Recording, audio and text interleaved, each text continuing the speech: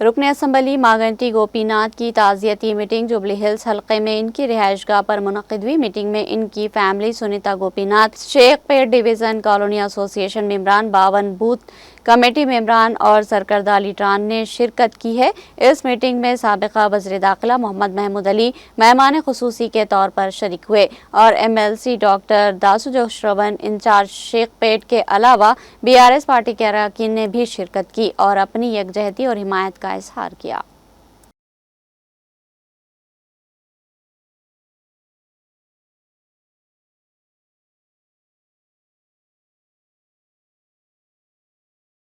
तो मैं समझता हूं कि अब डेफिनेट आर्ट कॉलोनी वालों को, जितने यहाँ पर तकरीबन 40 कॉलोनी के लोग यहाँ मौजूद हैं, प्रेसिडेंट और सेक्रेटरी साहब, यकीनन आगे जो है जरूर शरमन भाई भी बहुत बड़ा रोल अदा करेंगे।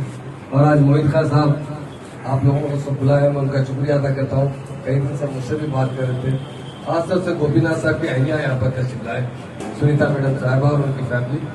हम लोग बहुत गम में हैं, यकीनन इसलिए कि हमारा एक पिलर, एक ऐसा लीडर था जो हमारे तेलंगाना स्टेट में नंबर 1 था। जो भी प्रोग्राम KT रामाराव साहब स्टार्ट करते थे ना, कहाँ से करते थे? जुबली से स्टार्ट करते थे, क्योंकि गोपीनाथ साहब के पास कैलकुलेशन बहुत अच्छा। यहाँ पर किस तरह सिस्टमेटिक काम करना, जितना हम बहुत से MLA से मिलते हैं, बहुत से लोगों के साथ अक्सर बैठते हैं। जब भी KTR साहब और गोपीनाथ साहब, हम या KCR साहब भी बैठते थे, तो गोपीनाथ साहब का जिस तरीके का काम करने का तरीका है, उसे हमेशा सराहा जाता है। आज हमारे बीच में नहीं है। हम लोग 2 मिनट खामोशी भी मनाए।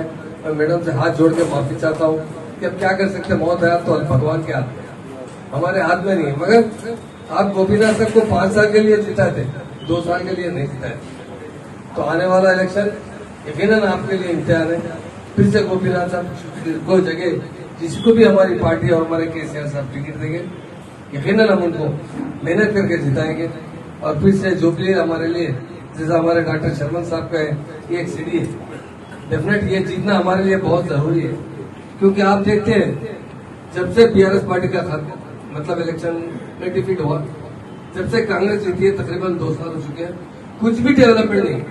ये हर कोई चाहता, आप नहीं, आप सोने की दुकान में जाके पूछिए, मामूली किराने की दुकान में पूछिए, ठेला बंडी वाले से पूछिए क्या हाल है बहरे साहब, KCR साहब चले गए, बरकत चले गई।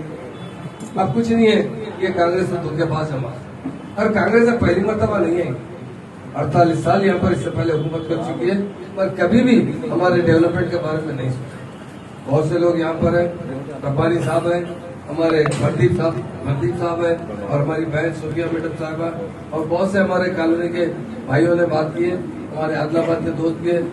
मैं एक ही बात बताना चाहता हूँ, इंडिया में बहुत से पार्टियां बनी। तेलुगु देशम बहुत बड़ी पार्टी बनी थी NT रामाराव के जमाने में, 9 महीने में उन्हें पावर में आया।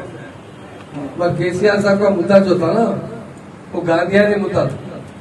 क्या था? हमारा तेलंगाना हमें चाहिए। हमारी तेलंगाना स्टेट साबिना में, हम अलग स्टेट थी, हमारी निजाम स्टेट थी। 56 में आंध्रा में मिला गया, जबकि उसके साथ ही हमारे साथ नाइंसाफी शुरू।